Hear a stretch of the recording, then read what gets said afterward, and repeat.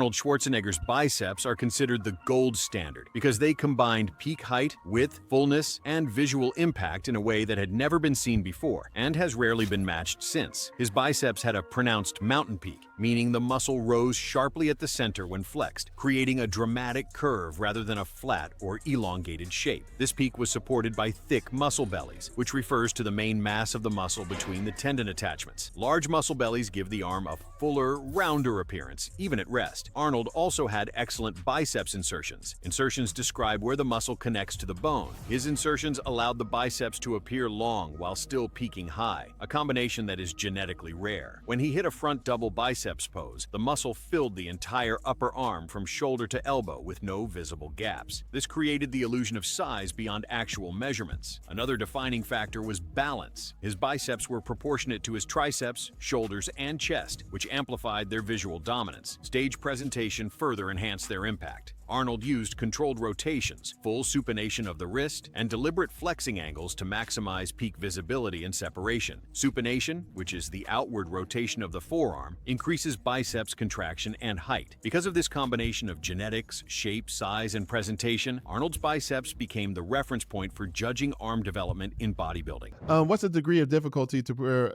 where's the point of no return, meaning I'm getting diminishing returns, potentially getting injured on a back squat, leg press?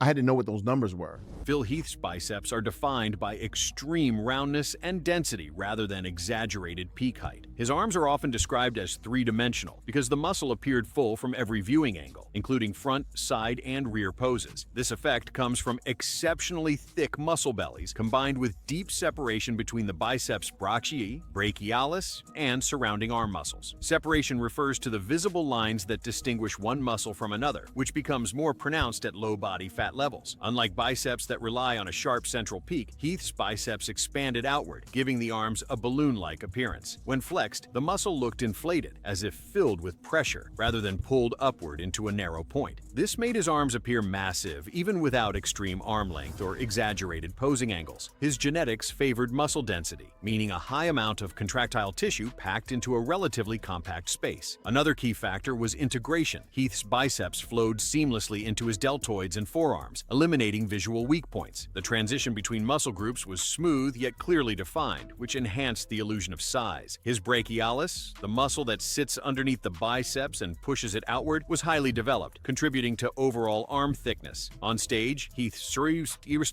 conditioning amplified these traits. Low subcutaneous fat allowed light to highlight every curve and contour, reinforcing the 3D effect. His biceps did not dominate through shape alone, but through overwhelming fullness and density that made his arms look unmatched in modern bodybuilding. It's hard to say when something's very nuanced.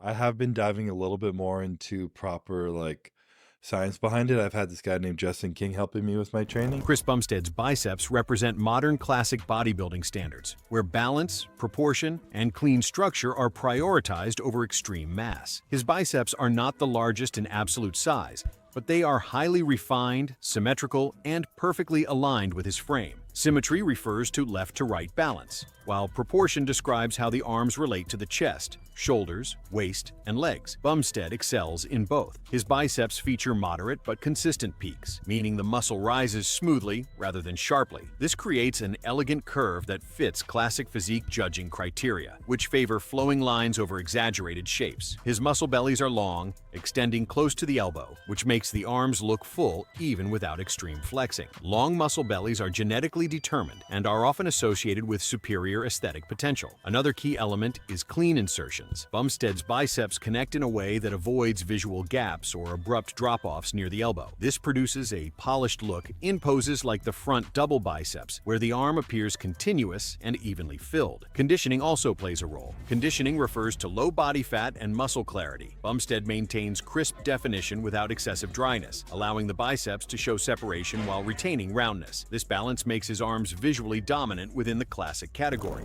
Their success, that maybe you feel That's real nice.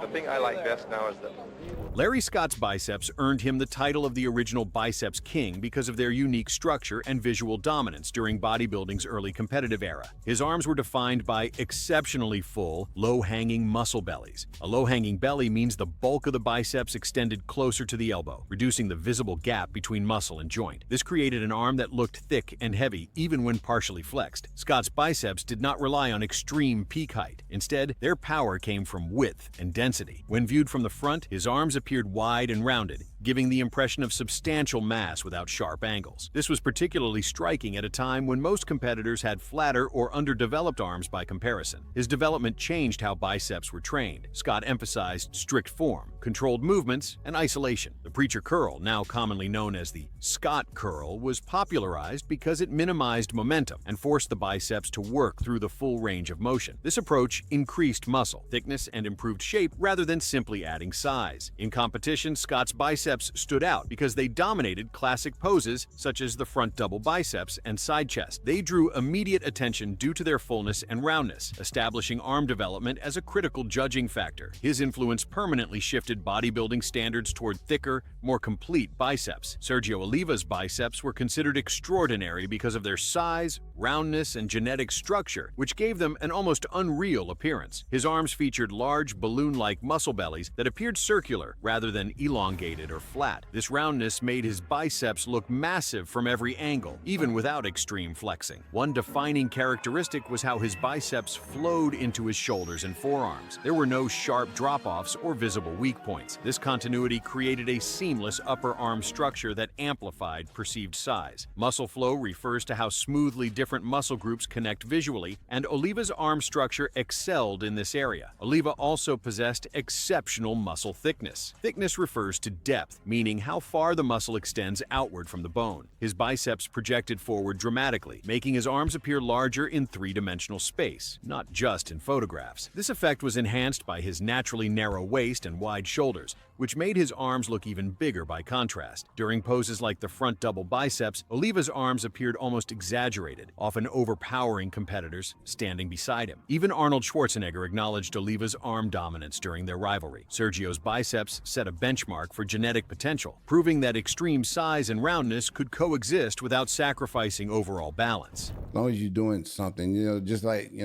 foot back, as long as you're doing some kind of exercise, working it. Ronnie Coleman's biceps were defined by extreme mass combined with visible separation, making them structurally different from classic peak-focused arms. His biceps were thick from every angle, meaning the muscle had depth as well as width. Depth refers to how far the muscle projects outward from the arm when viewed from the side, giving a dense, block-like appearance rather than a sharp peak. This density was the result of both genetics and long-term exposure to extremely heavy compound training. Coleman's biceps worked as part of a complete arm system. His triceps and forearms were equally massive, which made the biceps appear even larger by comparison. In anatomy terms, the biceps brachii has two heads, the long head and the short head. Coleman developed both heads to an extreme degree, producing a full arm that did not collapse or flatten in any pose. Even when relaxed, his arms looked swollen and loaded. Separation was another defining trait. Separation refers to visible lines between muscle groups caused by low body fat and mature muscle tissue. Ronnie's biceps displayed clear distinction from the brachialis muscle underneath and from the triceps behind the arm. This made his arms look armored rather than smooth. Unlike bodybuilders known for sharp peaks, Coleman's biceps emphasized overwhelming volume and strength-driven growth. His arms reflected the same philosophy as his overall physique: maximal muscle fiber recruitment, extreme overload, and long-term structural thickening rather than cosmetic shaping. Ronnie Coleman's biceps were defined by extreme mass combined with clear separation, making them structurally different from more peak-focused arms. His biceps did not rely on a sharp central peak. Instead, they were thick from top to bottom, giving the arm a dense, block-like appearance. Thickness refers to how deep the muscle looks from the side, not just how tall it appears from the front. Coleman's arms maintained this depth even when relaxed, which is a key indicator of true muscle volume rather than posing illusion. A major factor was how his biceps integrated with surrounding muscle groups. The brachialis, The muscle that sits between the biceps and triceps was heavily developed. This pushed the biceps outward, making the entire upper arm look wider. His forearms were also exceptionally large, creating a continuous flow of mass from elbow to wrist, which reinforced the impression of arm dominance. Separation was another defining feature. Separation means visible lines between muscle heads, showing that each portion of the muscle is distinct. Even at extremely high body weight, Coleman maintained visible divisions between the biceps heads and between the biceps and triceps. This is difficult to achieve because increased mass often blurs muscular detail. Coleman's biceps were built through heavy compound pulling movements and high-load curls, which increased overall fiber recruitment. The result was arms that looked engineered for power, matching his back, chest, and leg development rather than standing alone as a single aesthetic feature. Lee Priest's biceps stand out in bodybuilding history because of their extreme size relative to his height and frame. Priest was significantly shorter than most open-class competitors, but his arm development rivaled and often surpassed much larger athletes. His biceps featured very large muscle bellies, meaning the bulk of the muscle filled the upper arm completely, giving a thick, rounded appearance even when his arms were relaxed. This created the illusion of arms that were oversized for his skeletal structure. A key factor in Priest's biceps was peak density rather than peak height. His biceps did not rise sharply like Arnold's, but instead appeared swollen and heavy, with deep separation between the biceps and triceps. Separation refers to the visible line between adjacent muscles, indicating both muscular development and low body fat. When Priest flexed, his arms looked compact, hard, and tightly packed with muscle tissue. Priest also had strong forearms and triceps, which prevented the biceps from looking isolated or out of proportion. This balance enhanced the overall arm thickness. His conditioning often revealed striations, which are fine lines within the muscle caused by extreme leanness. These striations made the muscle appear denser and more mature. Because of his structure, every inch of muscle was visually compressed into a smaller frame. This made his biceps appear unusually large on stage, earning him a reputation as one of the most genetically gifted arm builders in bodybuilding history. The one, the only, Mr. Kai Greene!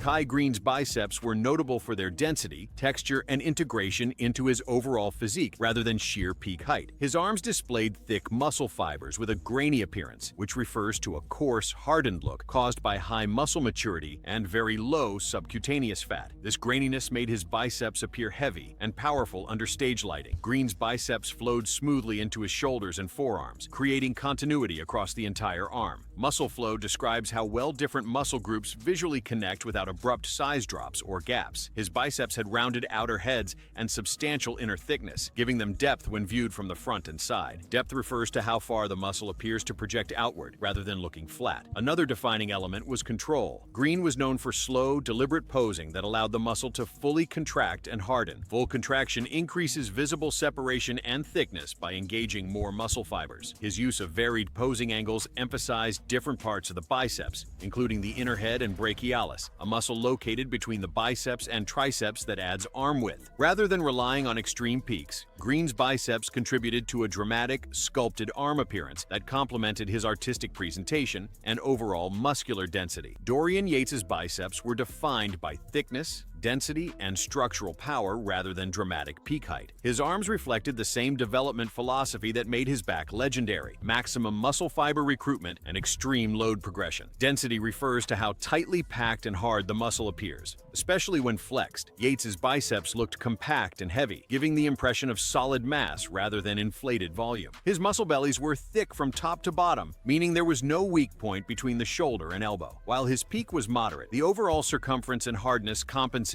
making the arms appear brutally strong rather than aesthetic focused. This aligned with his mass monster era dominance, where sheer muscular density outweighed classical lines. Yates also benefited from proportional arm thickness. His triceps, brachialis, and forearms were heavily developed, which made the biceps appear even more powerful when viewed from the side or rear. The brachialis, the muscle located between the biceps and triceps, pushed the biceps outward, increasing visible arm width. This created a thick, block-like upper arm that looked intimidating even without extreme flexing. Conditioning further enhanced his arms. Low body fat levels allowed deep separation between muscle heads, especially in contest shape. Separation refers to visible lines between muscles when flexed. Yates's biceps biceps showed clear distinction from surrounding muscles, reinforcing the impression of functional strength and mass. His arms represented a shift away from aesthetics toward raw muscular dominance. Jay Cutler's biceps were characterized by width, fullness, and structural balance, rather than extreme peak height. His arms looked massive from every angle because the muscle bellies were long and evenly developed. Long muscle bellies create thickness along the entire arm, giving size even when the arm is relaxed. This made Cutler's arms appear consistently large on stage, not just during peak flexion. His biceps worked in harmony with exceptionally large triceps, which is critical for total arm size. The triceps make up roughly 2/3 of the upper arm mass, and Cutler's triceps development pushed the biceps forward visually, increasing apparent size. This balance prevented his arms from looking top-heavy or disproportionate. Cutler's biceps peak was rounded rather than sharp. A rounded peak produces a smooth, powerful look instead of a dramatic spike. This fit his overall physique, which emphasized width, thickness, and symmetry. His arm width from the front was especially noticeable, making his upper body look broader and more dominant. Another key factor was consistency. Cutler maintained elite arm size across multiple competitive eras, even as judging standards changed. His biceps retained fullness deep into contest prep, indicating strong muscle maturity. Muscle maturity refers to dense, hardened muscle developed over many years of heavy training. Jay Cutler's biceps were not flashy, but they were undeniably massive, reliable, and structurally impressive. Flex Lewis developed some of the most technically refined biceps in bodybuilding history, particularly within the 212 division. His biceps stood out because of their sharp peak, dense muscle quality, and clean separation from surrounding muscle groups. The peak refers to how high the biceps rises when flexed, and Lewis consistently displayed a tall, rounded peak that remained visible from multiple angles. This was enhanced by extremely low body fat, which exposed fine muscle striations and clear borders between muscles. Lewis also benefited from favorable muscle insertions. His biceps attached in a way that created a long visual line along the upper arm while still allowing the muscle to bunch up prominently during flexion. This combination made his arms look larger than they actually measured, a critical advantage in a weight-restricted class. His elbows to shoulder proportions further emphasized the biceps by preventing the arms from appearing short or blocky. Another defining characteristic was symmetry. His left and right biceps matched closely in size, shape, and peak height, which is difficult to achieve at the professional level. Lewis trained with strict form and controlled tempo, emphasizing full contraction and slow negatives to maximize muscle fiber recruitment. This contributed to dense muscle tissue rather than soft size. When posing, Lewis used precise wrist rotation and elbow positioning to sharpen the peak and deepen separation. His biceps exemplified how structure, conditioning, and technical execution can rival raw mass. Frank Zane's biceps are considered iconic not because of extreme size, but because of flawless shape, proportion, and refinement. His arms demonstrated how aesthetics can outweigh mass in visual impact. Zane's biceps featured smooth, elongated muscle bellies with gentle peaks rather than sharp spikes. This created a flowing, classical appearance that complemented his narrow waist and wide shoulders. Muscle insertions played a major role in Zane's arm development. His biceps appeared long, meaning the muscle extended close to the elbow, reducing the appearance of gaps when flexed. Long muscle bellies contribute to a clean silhouette and allow for elegant transitions between relaxed and flexed poses. Although his peaks were moderate, they were symmetrical and consistent on both arms. Conditioning was another key factor. Zane maintained extremely low body fat while preserving muscle fullness, which allowed subtle details to remain visible without appearing harsh or overdeveloped. Separation between the biceps and triceps was clean, and the biceps flowed naturally into the deltoids without abrupt breaks. Zane's training emphasized control, mind-muscle connection, and balanced volume rather than maximal weight. This approach minimized distortion and preserved muscle shape over time. His posing style further enhanced his biceps by using relaxed flexion and precise angles instead of exaggerated contraction. Frank Zane's biceps remain a benchmark for aesthetic perfection and structural harmony in bodybuilding. Dexter Jackson's biceps are considered elite because of their consistency, structure, and longevity rather than extreme size. His arms featured long muscle bellies, meaning the biceps extended closer to the elbow with minimal gap between muscle and tendon. Long bellies create a smooth, complete look and allow the muscle to appear full across a wide range of poses. This trait helped Dexter maintain impressive arm aesthetics well into his 40s. His biceps peak was moderate rather than exaggerated, but it was clean and sharply defined. Definition refers to the visible separation between muscle fibers, achieved through low body fat and mature muscle tissue. Dexter's biceps displayed clear separation between the biceps and brachialis, the muscle that sits between the biceps and triceps and adds width to the upper arm. This gave his arms a thick, layered appearance from the front and side. Another key factor was symmetry. Dexter's left and right biceps were nearly identical in size and shape, which is rare at the professional level. Judges value this balance because it indicates controlled development rather than uneven hypertrophy. His biceps also matched his triceps, shoulders, and forearms, preventing his arms from looking top-heavy or underdeveloped in any area. Dexter's posing precision further enhanced his arm quality. He used tight flexing, correct elbow positioning, and full forearm rotation to display peak shape without distorting proportions. This technical consistency made his biceps reliable and visually impressive across multiple decades of competition. Branch Warren's biceps stood out due to extreme density and thickness rather than classic shape or peak height. Muscle density refers to how compact and hardened the muscle appears, especially when flexed. His biceps looked thick even when relaxed and appeared almost rock-like on stage. This was the result of heavy loading, high-intensity training, and long-term muscular adaptation. His biceps had a shorter, blockier appearance compared to classic physiques. Shorter muscle bellies can reduce peak height, but increase the visual impression of thickness. In Branch's case, this produced arms that looked wide and heavy from the front and side. The brachialis muscle was especially prominent, pushing the biceps outward and giving his upper arms a rugged, three-dimensional look. Separation was another defining feature. Separation refers to visible lines between muscle groups. Branch's biceps showed deep grooves between the biceps, brachialis, and triceps, especially in side poses. These lines gave his arms a grainy appearance, meaning the muscle fibers looked coarse and deeply etched rather than smooth. Branch's arm development matched his overall physique philosophy, which prioritized brute strength and muscular hardness over flowing aesthetics. His biceps complemented his thick chest, dense shoulders, and heavily developed legs, creating a cohesive look based on raw power rather than elegance. Sean Ray's biceps were defined by balance, proportion, and structural correctness rather than extreme mass. His arm development matched his overall physique, which was known for symmetry and clean lines. Ray's biceps featured long muscle bellies, meaning the muscle extended close to the elbow without a large visible gap. Long bellies create a smooth, continuous look that enhances arm fullness even if peak height is moderate. His peaks were not exaggerated, but they were well-centered and consistent on both arms, contributing to visual harmony. Ray's bicep separation was a key strength. Separation refers to the visible distinction between muscle groups. When flexed, his biceps were clearly divided from the brachialis, the muscle that sits between the biceps and triceps and adds width to the arm. This gave his arms a layered appearance rather than a single, rounded mass. Veins were visible, but controlled, reinforcing definition without making the arms look harsh or stringy. Another important factor was conditioning. Ray routinely competed at very low body fat levels, allowing the shape of the biceps to be clearly visible under stage lighting. His posing emphasized alignment rather than exaggeration. He maintained even elbow height, tight forearm rotation, and consistent tension, preventing distortion of shape. Sean Ray's biceps exemplify how elite arm development does not require extreme size.